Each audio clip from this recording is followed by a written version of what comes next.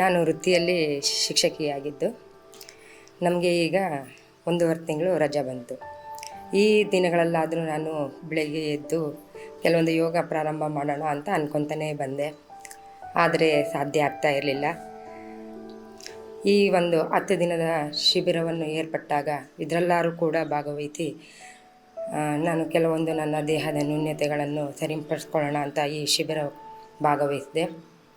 ಈ ಶಿಬಿರದಲ್ಲಿ ಪಾಲ್ಗೊಂಡ ಮೇಲೆ ನನ್ನ ದೇಹದಲ್ಲಿ ಕೆಲವೊಂದು ಬದಲಾವಣೆಯಾಗಿ ಕೆಲವೊಂದು ಭಾಗಗಳು ನೋವುಗಳು ನಿವಾರಣೆ ಆಗ್ತಾ ಇದೆ ಅಂತ ಅನ್ಕೋತಾ ಇದ್ದೀನಿ. ಮತ್ತು ಈ ಶಿಬಿರದ ಬಗ್ಗೆ ಹೇಳಬೇಕು ಅಂತಂದರೆ ಇದರಲ್ಲಿ ಕೆಲವೊಂದು ಆಸನಗಳು ಕೂಡ ಬಹಳ ವಿಶೇಷವಾಗಿದ್ದು ಅಂತ ಹೇಳ್ಕೊಳ್ಳೋಕ್ಕೆ ಇಷ್ಟಪಡ್ತೀನಿ. 10 ದಿನಗಳ ಶಿಬಿರದಲ್ಲಿ ಭಾಗವಹಿಸಿ ತುಂಬ ವಿಶೇಷವಾಗಿತ್ತು. ಗುರುಗಳ ಇನ್ಸ್ಟ್ರಕ್ಷನ್ಸ್, ಸೂಚನೆಗಳೇನಿತ್ತು, ಯಾವ ರೀತಿ ಆಸನಗಳನ್ನು ಮಾಡಬೇಕು, ಹಾಗೆ ನಿಧಾನವಾಗಿ ಅನ್ನೋ ಒಂದು ಪದವನ್ನು ಪ್ರತಿ ಬಾರಿಯೂ ಪ್ರತಿ ಹಂತದಲ್ಲಿಯೂ ಬಳಸಿ ಹೇಳ್ತಾಯಿದ್ರು. ನಾವು ಇದೇ ಆಸನಗಳನ್ನು ಪ್ರತಿದಿನ ಮಾಡ್ತಾಯಿದ್ವಿ, ಆದರೆ ತುಂಬ ಫಾಸ್ಟಾಗಿ ಮಾಡ್ತಾಯಿದ್ವಿ. ಅದಕ್ಕೂ ಮತ್ತು ಈಗ ಮಾಡಿದ್ದಕ್ಕೂ ಡಿಫ್ರೆನ್ಸ್ ತುಂಬಾ ಇದೆ. ಹೀಗೆ ನಿಧಾನವಾಗಿ ಮಾಡ್ತಾ ಅಂದರೆ ಒಂದು ಆಮೆ ನಿಧಾನವಾಗಿ ಉಸಿರಾಡ್ತಾ 400 ವರ್ಷಗಳು ಬದುಕುತ್ತಂತೆ. ಹಾಗೆ ಗುರುಗಳು ಪ್ರತಿ ಹಂತದಲ್ಲೂ ಸಹ ನಿಧಾನವಾಗಿ ಮಾಡಿ ಅನ್ನೋ ಒಂದು ಮಾತು ತುಂಬ ವಿಶೇಷವಾಗಿತ್ತು. ನನಗೆ ಲೋಯರ್ ಬ್ಯಾಕ್ ಪೈನ್ ಇರೋದರಿಂದ ಫಾರ್ವರ್ಡ್ ಬೆಂಡ್ ಮಾಡಲೇಬಾರ್ದು ಅಂತ ಡಾಕ್ಟರ್ ಹೇಳಿದರು. ಆದರೆ ಈಗ ಈ ಪಾದಹಸ್ತಾಸನ ಇಂಥದನ್ನೆಲ್ಲ ತುಂಬ ವರ್ಷಗಳಿಂದನೇ ಬಿಟ್ಟಿದ್ದೆ ನಾನು.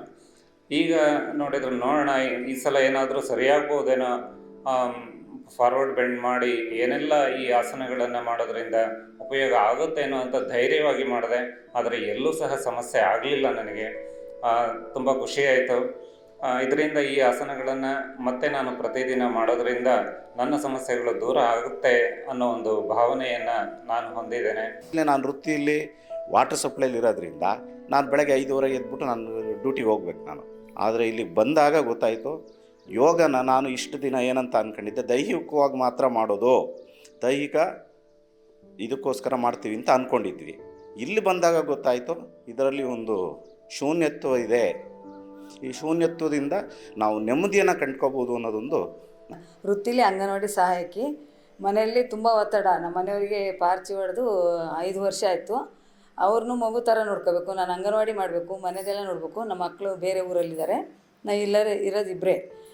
ತುಂಬ ಒತ್ತಡಗಳಿದ್ದು.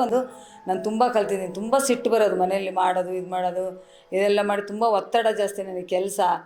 ಹಂಗಾಗಿ ತುಂಬ ಸಿಟ್ಟು ಬರೋದು. ಇದೆಲ್ಲ ಕಲ್ತ ಮೇಲೆ ಇಲ್ಲಿ ಬಂದು ಮಾಡಿದ್ಮೇಲೆ 10 ದಿವಸ ಅಂತೂ ಭಾಳ ಕಲ್ತಿದ್ದೀವಿ ನಾವು. ನಮಗೆ ತುಂಬ ಕಲ್ತಿದ್ವಿ ಸ್ವಾಮೀಜಿ. ನಿಮ್ಮಿಂದ ಇಂಥವೇನಾದ್ರು ಇದ್ದರೆ ನಾವು ಮಾಡ್ತೀವಿ. ಶಿವಧ್ಯಾನ ಅಂತೂ ನಾವು ಕೂತಿದ್ದೇ ಗೊತ್ತಿಲ್ಲ, ಕಾಲೆಲ್ಲ ಜವ್ ಹಿಡಿದು ಎದ್ದೇಳ್ಬೇಕಾರೆ 1 ಸರಿ 2 ಸರಿ ಉದ್ದ ಮಾಡಿದ್ವಿ.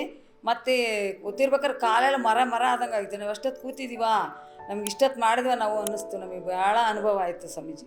ಯಾವ ನೋವು ಎಲ್ಲಿಂದ ಹೋಗುತ್ತೆ, ಯಾರಿಗೆ ಹೆಂಗೆ ಮಾತಾಡಬೇಕು, ಯಾವ ಥರ ನೆಗೆಟಿವ್ ಥಿಂಕಿಂಗ್ ಬಿಟ್ಟು ಪಾಸಿಟಿವ್ ಥಿಂಕಲ್ಲಿ ಯೂಸ್ ಮಾಡಬೇಕು, ಮನಸ್ಸಿನ ಪ್ರಭಾವಗಳು ಹೇಗಿರ್ತವೆ ಅದು ತುಂಬ ಚೆನ್ನಾಗಿ ಅರ್ಥ ಆಯಿತು. ದೇಹದ ಇದಕ್ಕಿಂತ ಮನಸ್ಸಿನ ನೋವುಗಳನ್ನು ಹೇಗೆ ಬಿಡಬೇಕು ಅನ್ನೋದು ತುಂಬ ಚೆನ್ನಾಗಿ ಅರ್ಥ ಆಯಿತು.